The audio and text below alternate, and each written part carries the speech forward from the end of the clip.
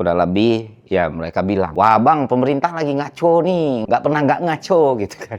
Masa sekarang aturan TKDN-nya mau diubah, kuota impornya mau diubah, ini kan akan menyengsarakan pengusaha lokal dan petani lokal. Ayo bang, lu lawan lagi bang. Terus gue jawab, nggak kok, kalau dua aturan ini gue setuju. Loh, bukannya lu oposisi bang, bukannya setiap kebijakan pemerintah lu kritik gitu. Nggak gitu, karena gue nggak punya kepentingan apapun, kecuali gue sekarang politisi atau gue punya satu campaign atau gue punya satu tujuan, maka gue akan melakukan hal-hal demikian. Tapi gue nggak ada urusan sama hal kayak gitu ya. Baik kita bilang baik, buruk ya kita bilang buruk. Kalau buruk wajib kita kritisi, kalau itu bagus ya nggak wajib diapresiasi juga. Tapi banyak sekali masyarakat Indonesia yang khawatir dengan kebijakan ini karena dianggap bakal mematikan industri lokal ya, dengan ada banyak barang impor gitu, dengan tidak ada syarat komponen dalam negeri gitu ya kan. Mereka khawatir bahwa pasar bakal disapu bersih sama barang impor dan produk-produk dari luar, sehingga bisnis lokal bisa saja jatuh ketika dua aturan ini diperlonggar.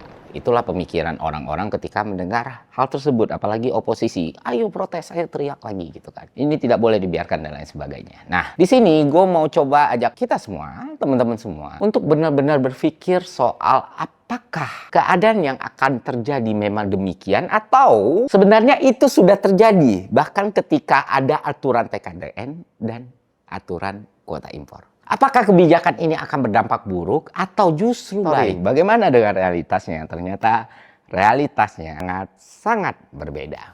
Ya, kebijakan ini akhirnya menghasilkan dua hal nih. Pertama, konsumen atau masyarakat Indonesia tidak bisa mendapatkan barang terbaik dengan harga yang paling baik. Kedua, pihak-pihak yang ternyata pihak-pihak yang ingin dilindungi, pihak-pihak yang memang tanya pengen dimajukan, ternyata sampai sekarang sejak kebijakan itu dibuat dari zaman Orde Baru misalnya ya, kayak kuota impor itu atau TKDN gitu yang terus naik gitu ya, ternyata juga gagal membuat industri kita berkembang atau petani-petani kita sejahtera atau industrinya hidup, ekosistemnya hidup. Enggak, seperti yang kita lihat, dua-duanya jalan di tempat. Terus apa yang berkembang dari dua kebijakan ini? Yang berkembang adalah para makelar, para pemain proyek, para pengusaha, dan para orang kaya. Ya, ini baru bisa lu pahami dan baru bisa lu lihat ketika lu benar-benar nyemplung ke industrinya atau lu benar-benar nyemplung ke urusan pertanian, peternakan, dan lain sebagainya. Kenapa demikian? Karena ketika semua barang impor itu dibatasi baik melalui TKDN dan kuota impor, industri lokal dan petaninya tidak disupport apapun. Ya, barang dari luar diproteksi, tapi barang dari kita tidak didorong, tidak diberikan insentif,